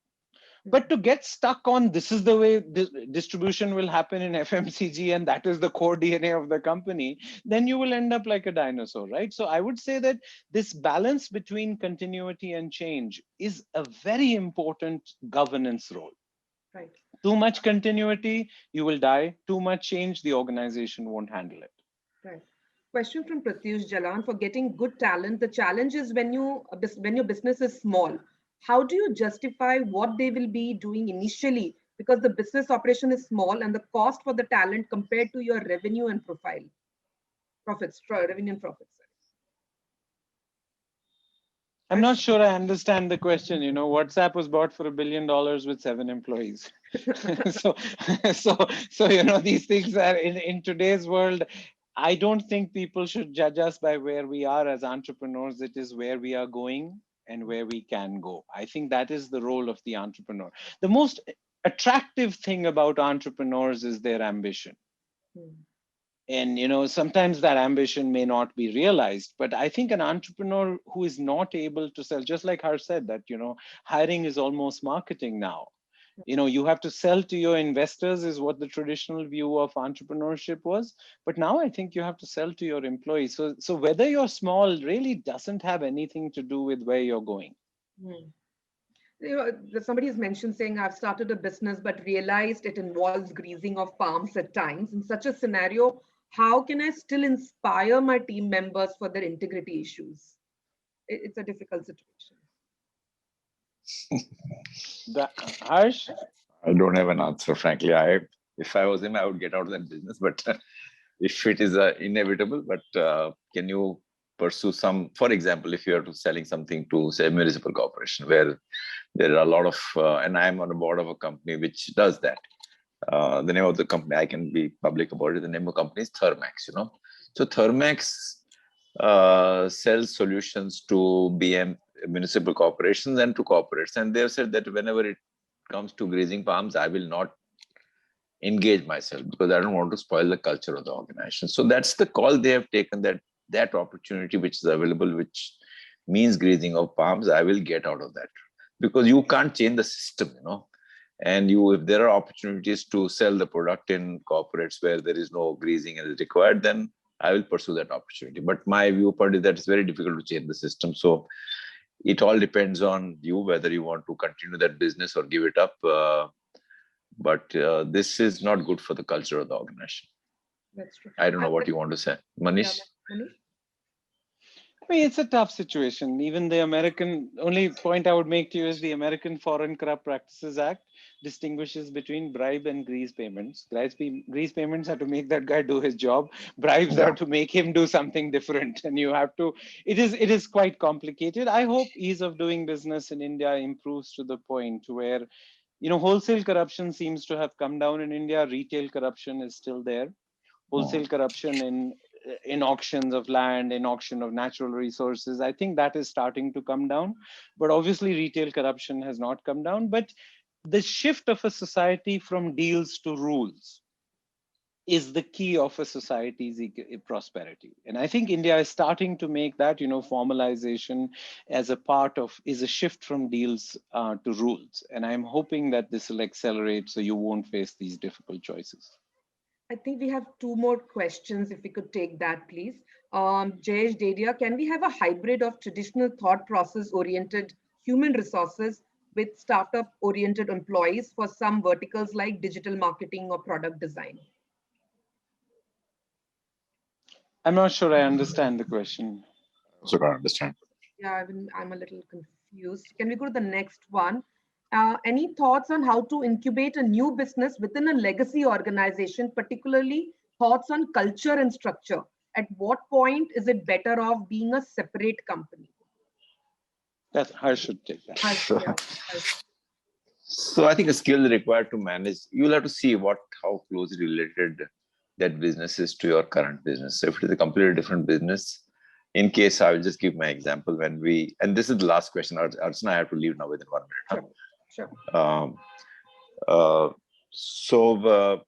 It is a completely different business when we started Kaya, which is from a consumer business, we went into services, and the skills required to manage that business was very different than, say, Marico. So whether it's the culture you require to create in Kaya, or the safety issues, or because of the scale of the business, it had to be treated like a small entrepreneur business. From day one, we decided to put it into a separate company. So I think a lot will depend on the kind of new business you're pursuing. But if it is fundamentally different than what you're doing currently, it is better to park it in a different company with a different team of people who are actually geared to succeed in that particular business, rather than sending people from your existing business to that new business. Because if it is an entirely different business, you will require a different type of talent. And I think it's better than to manage it as a separate profit center with a different team, which has knowledge and which has experience in managing that kind of a business. Great. I think we have only that much time. I think when we did a 20-minute session with Manish for a conclave in November is when I also realized that it's definitely promised myself that I will get Manish back for a longer session with Harsh, and was definitely not fair to have him only 20 minutes bracket at that point of time, though that itself was a very, very enriching talk by you, Manish. And thank you so much for agreeing to become and be part of this. I must say, the lots of huge fans were talking about great session, great learning, and I think you'll have a lot more LinkedIn connects coming to you. So please feel free to accept them. And of course, thank you so much to Harsh every time co-hosting the session for us and providing his invaluable experiences along with us. Thank you, Manish. Thank you, Harsh. Manish, thank you, Manish. Thank you, Manish. Thank you. Great hearing you. Yeah. No, it's wonderful. Yeah. Thank you so much. I think entrepreneurs are the future of India, and good luck and Godspeed to all of you. May a soft heart go with your tough minds and thoughtful choices. Good luck. Super. Thank you. Thank you, both of you. Thank you to the attendees.